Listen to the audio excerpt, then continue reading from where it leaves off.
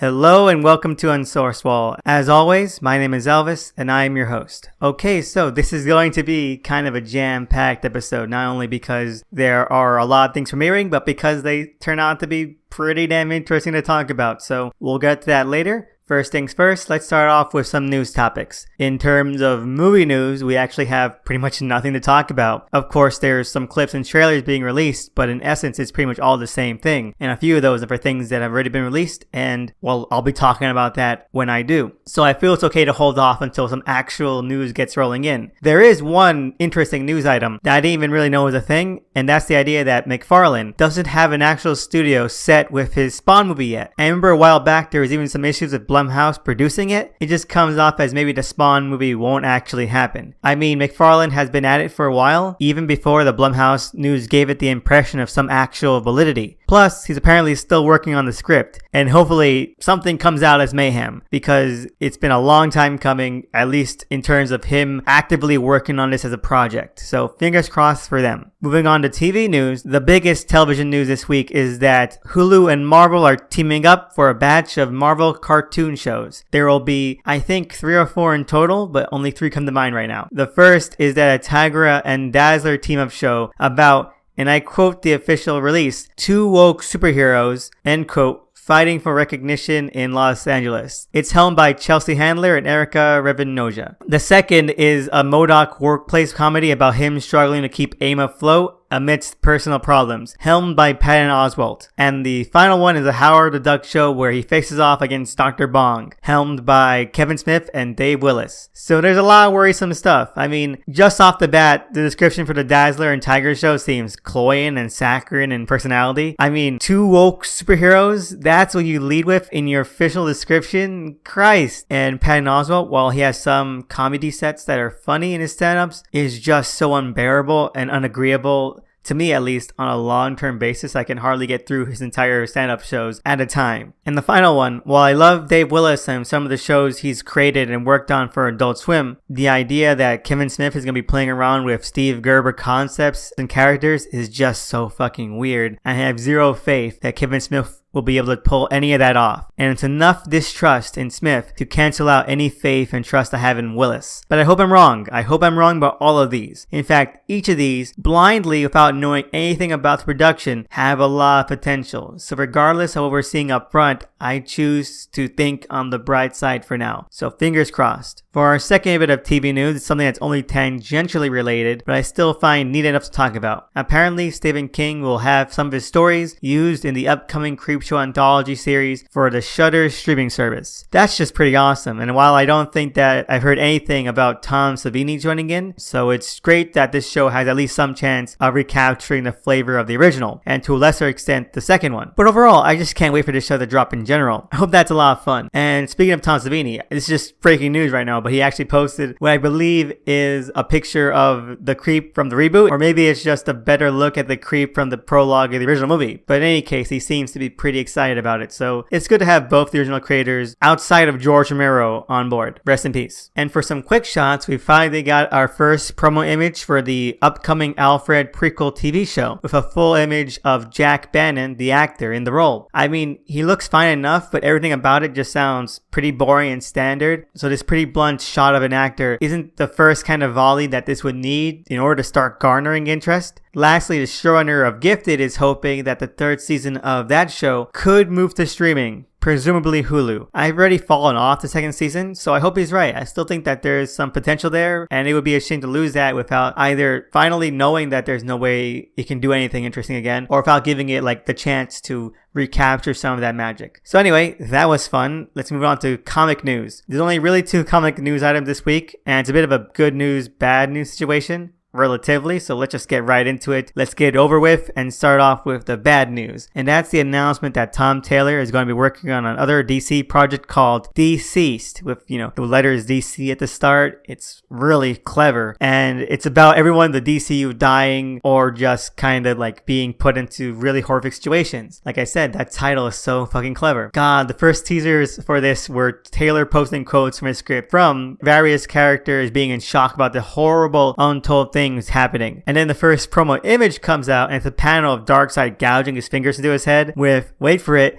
the caption, Darkseid was. Holy shit, like I didn't think the overused meme of Darkseid is could get any more annoying than it already was. But then Tom Taylor definitely showed me wrong. And it's amazing just how many people have shown a lot of enthusiasm about it. I haven't read any of Taylor's work from Marvel, but just his work for DC has been uniformly complete trash. Like the moment I see his name attached to anything now, I just immediately disregard it. But I'm not surprised he's still getting work at DC. As much as it sounds like way too much praise for someone like Tom Taylor, he's a reliable workhorse, and this sounds right up the alley of a writer they can fob off and not worry too much about getting flack. Oh, it's gonna be complete crap, right? Anyway, for our second news item, it's a bit of a bittersweet one rather than outright good, but it came to light that DC had cancelled Mark Russell's upcoming book for Vertigo, Second Coming, about Jesus being sent back to Earth by God to learn under the world's greatest superhero, Sunman. And it was a really exciting project. One of the most notable things under Russell's belt was his duology of books about the Bible and the Apocrypha. So I was very much anticipating this, and it was a huge blow when it turned out that DC was pulling the plug on it. There are a bunch of rumors going around, but none of them have been confirmed, and the most popular being that DC was hesitant on publishing something radical after its recent blowbacks in that department, or as I like to say, the curse of Batman's dick. There was even a petition against Second Coming, with about 200 million signatures or more protesting it, but that somehow still seems like a long shot. And the most sensible theory that I've heard is that maybe the numbers just weren't there. But take your pick. What makes this bittersweet is that Russell was actually able to regain the rights to the series and the work being done on it, and already has other interested publishers already, so there's every chance it'll find a home soon. I have my fingers crossed for Ahoy Comics, but some people have said TKO, and I feel like either would be perfect place to see this. But really, it's just generally great all around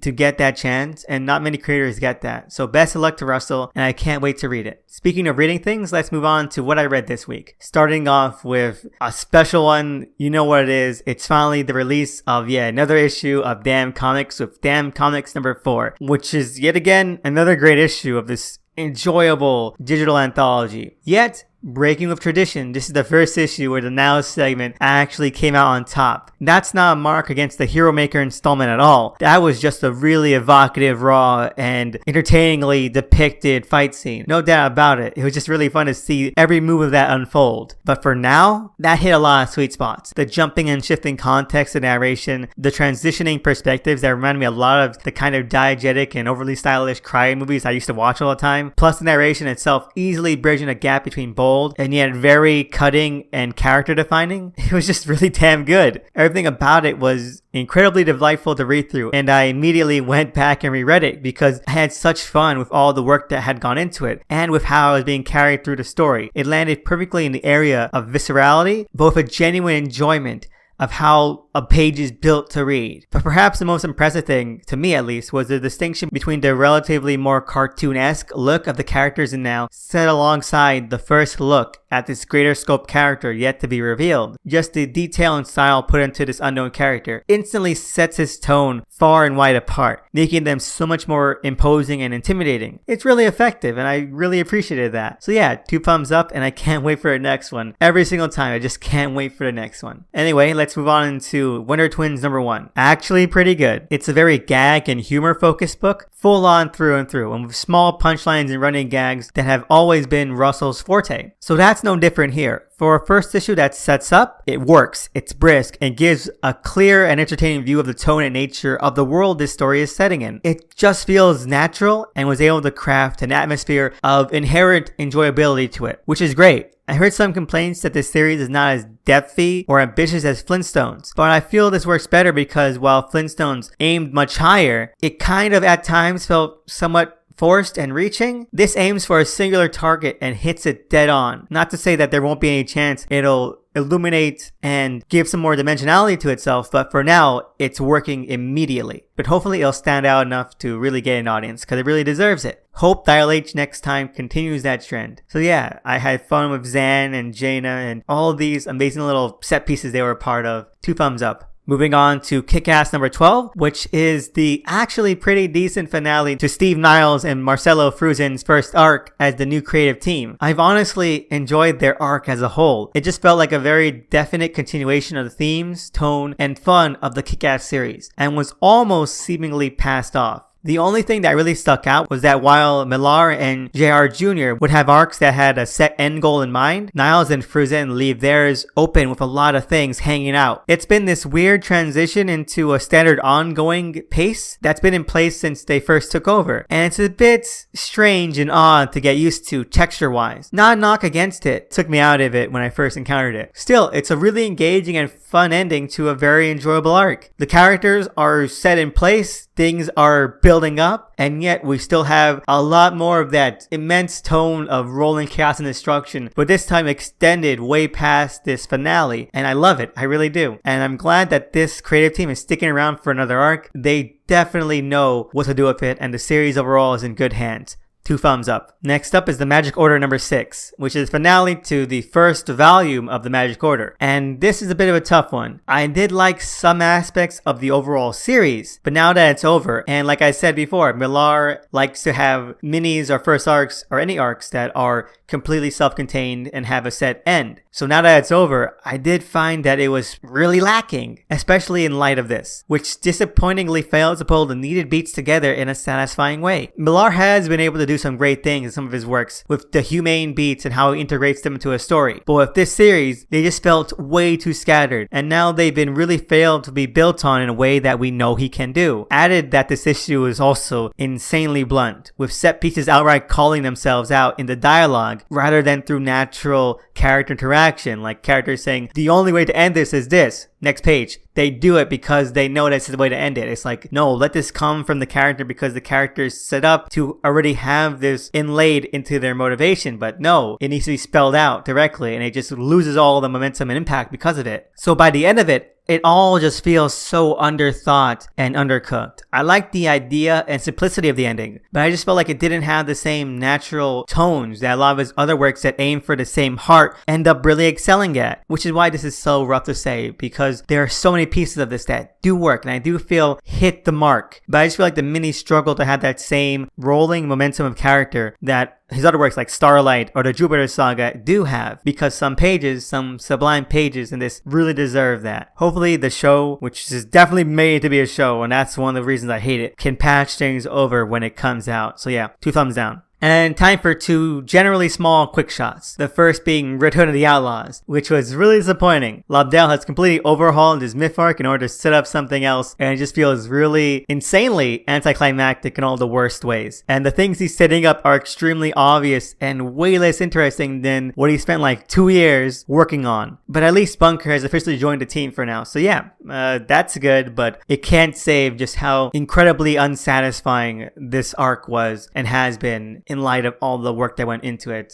And who knows, maybe it's just Lobdell fucking up. We all know he can. Or maybe it was editorial. I don't know. I don't care. I just hope that the series regains some footing now that we have some actually entertaining characters that Lobdell can work with back on. And it's not just Jason solo. But still, 2 thumbs down. And lastly, we have Scooby Apocalypse, with only 2 issues left, and, well, it's finally ending. It's definitely barreling through to an ending, and what more can I say? Thankfully, the moronic drama that was set up in the previous issue has completely fallen to the wayside for the most part. But will it be able to tie everything up that needs to be tied up? Cause I hope so. There's still some fun stuff in it and some really fun panels and narration, and just generally the character dynamics are still insanely strong, but it all rests on the finale. And if it doesn't land that, then none of this was worthwhile because it's been going for so long and was so heavily serialized, and things had to be pushed off so many times because it just wouldn't let itself end. So in the end, even though I like this issue, it doesn't stand on its own and it has to wait to see. So yeah,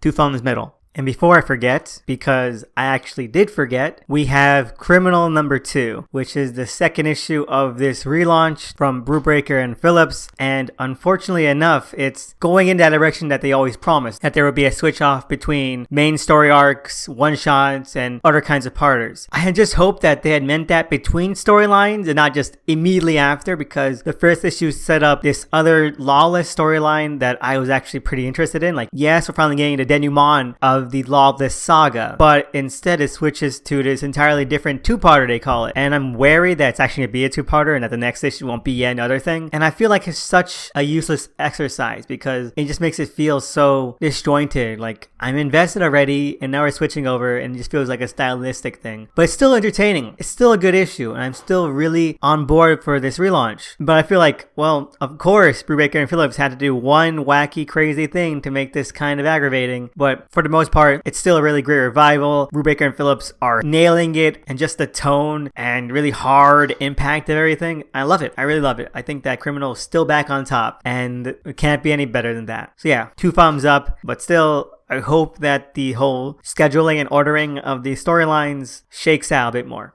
So that finally brings us to what I watched this week. I'm going to start off with the 2 weekly stuff before heading on into the full season review of The Umbrella Academy. Now, The Umbrella Academy review will be spoiler free. I'll leave a spoiler section for that. But just like always, with weekly stuff, spoilers are off. I'm going to be going barreling straight in with spoilers, and well, hopefully you've already seen these 2 episodes. If you haven't, watch Gotham, watch Doom Patrol, then come right back. Anyway, let's start off with Gotham, which is the 6th episode of this season. But my god, was it a really great episode. But also a really crap one. It's a really mixed one, honestly. But it was still more entertaining than the kind of nadir like the 3rd or 4th episodes were. It's generally split into 2 plot lines. One continuing to build up and roll into the big seasonal conflict. And the second, which just focuses in on Penguin and Catwoman doing some random bullshit. And it's that second half that's so boring. It's completely unnecessary and undercooked. It just doesn't hold much water and feels like total filler. Their overall actions and motivations make sense and were, I guess, good for the characters, but they go about it in a way that was definitely in the interest of eating time. It just was so unenjoyable. It really was. It was just some random stuff and it felt so tiresome. The first half, which is all about Gordon, Riddler, Bruce, and the rest teaming up to stop Bane Sr., now that was a delight with some incredibly funny and insanely madcap set pieces like the Riddler heading into GCPD, which has been taken over by this militia with a giant bomb and just gloating that he's in a bomb suit and egging them on to try and solve the riddle timer on it before they all explode, just reveling in his idea that he's safe because of his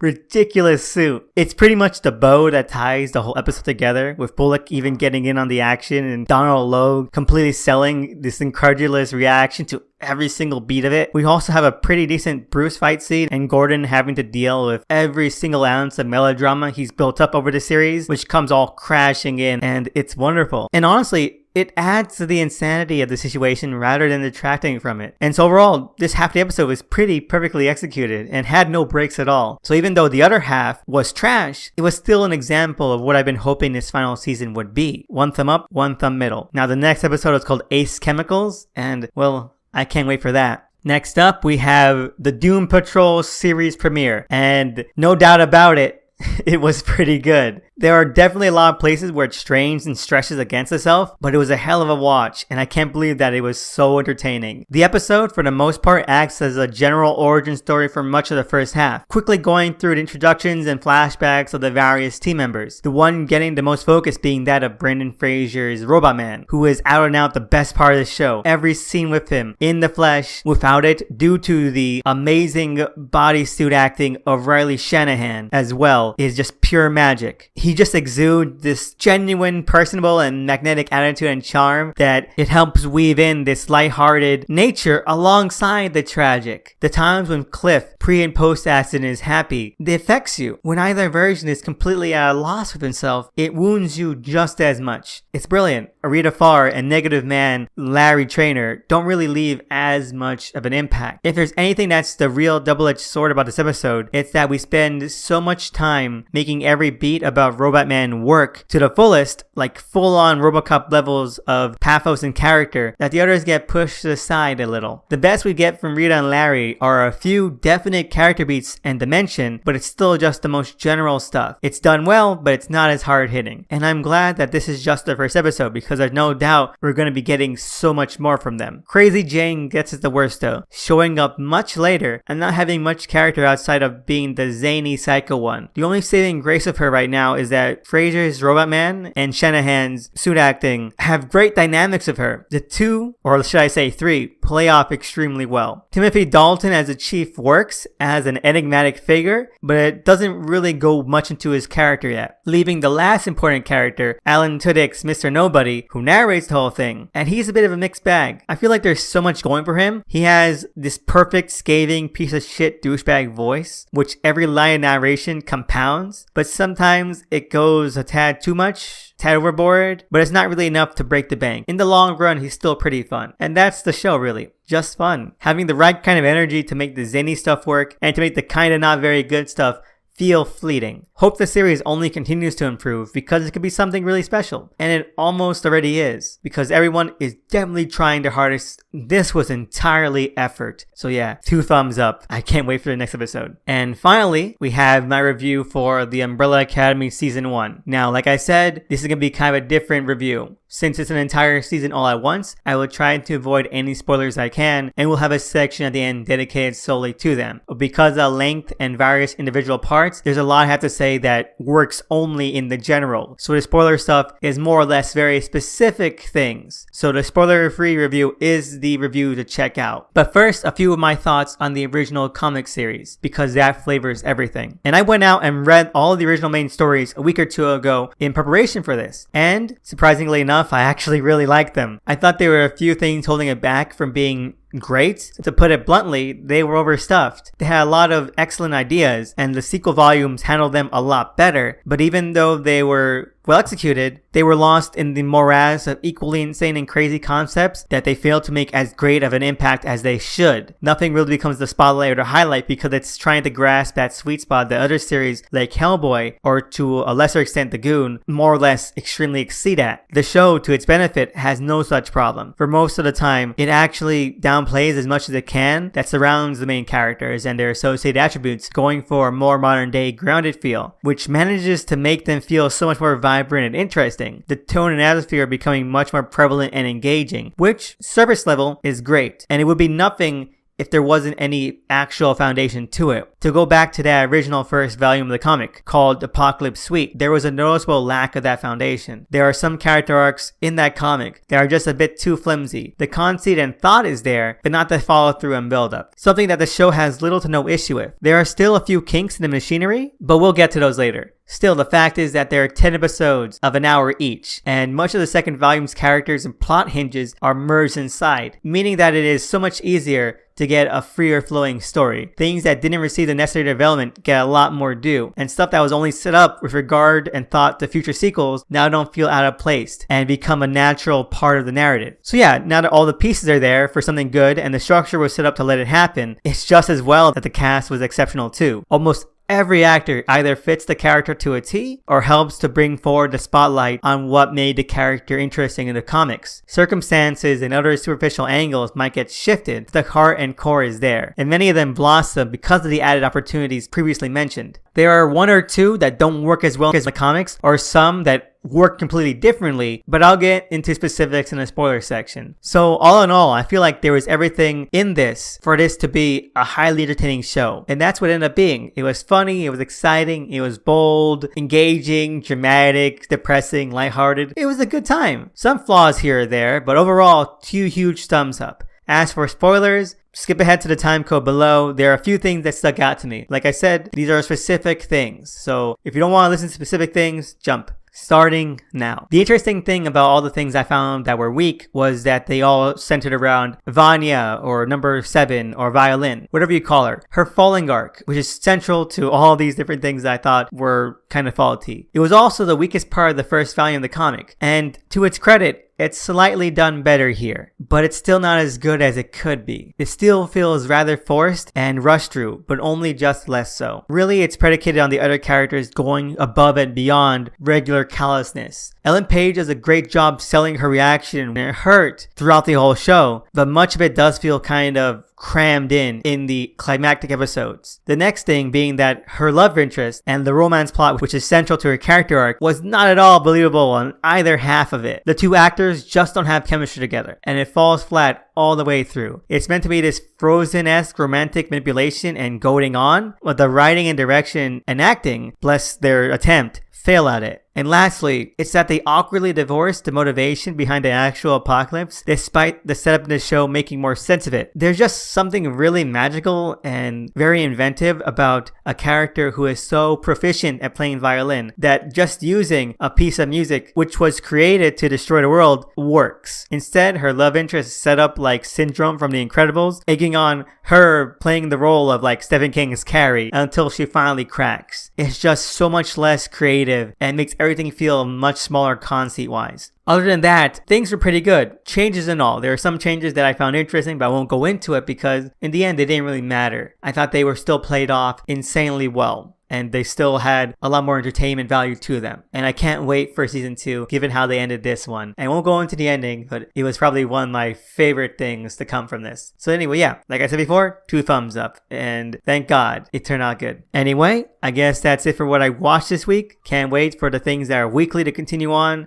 And I guess that leads us off right into listener questions. We have one this week from the awesome Norrin Radical, and their question is, who is my favorite Herald of Galactus? And that's a great question because I'm going to go out of the box with this, and hate me if you want, but I'm going to say Rick Jones. Ultimate Rick Jones, because even though he appeared in my least favorite, most hated storyline of the Ultimate Universe, he ended up being an insanely entertaining Herald. Now, if you remember Ultimate Galactus as a concept, it was actually this evil swarm of eating robots that would go around to planets and just completely decimate them in order to consume more and more. But then I believe during that really whacked out and insane event, Age of Ultron, the dimensional walls broke and it allowed regular Galactus into the Ultimate Universe, where he and the evil swarm Galactus merged together to create this Hoover Galactus, who then started doing regular Galactus stuff, but now with the added benefit of robots shooting out of his arms, which led I believe, the Herald of the Watchers, which is what Ultimate Rick Jones was, to team up with Ultimate Captain Marvel in this amazingly, surprisingly entertaining miniseries called Hunger in order to try and stop him. And I believe he still counts as a herald because that's kind of what they were doing. Maybe he and Ultimate Captain Marvel kind of shared the role. I don't know, but all I know is that later on, Fialkov, who wrote the Hunger mini, used him in his Ultimate Fantastic Four relaunch, and he was still entertaining, and I just love him. I just love the dynamic. There's this bit in the Hunger mini series where he gets Ultimate Galactus kind of hooked on burgers, and it's like, yes, God, yes, this is brilliant. 2 thumbs up, and all that kind of stuff. So yeah, I really loved Ultimate Rick Jones. When he was first introduced, that was a sentence I never thought I'd have to say, but no, I think that he and Ultimate Galactus really played well off each other and had a really great dynamic. So yeah, I know it's a bit out of the box. There's so many other heralds that I think deserve the spot, but personally, I'll never forget Ultimate Rick Jones. So yeah, that's my answer, Norrin. Hope it's satisfying. Anyway, thank you for that question, and I just want to say thank you to everyone out there, whoever sends in questions, comments, or feedback. It means so much, and it keeps the show going, and I am so grateful for it. It's so amazing. If you have your own questions, thoughts, or comments you want to hear on the show, you can always contact me on Twitter at THE_SNICKMAN. I would also want to give a shout out to the cover artist for the show at DOTEMCEE. If you want to follow them, they're a great artist. They really deserve it. Anyway, that's it for this episode. I had a lot of fun. I'm so glad that things ended up being pretty good, and I hope you have a great week. See you then.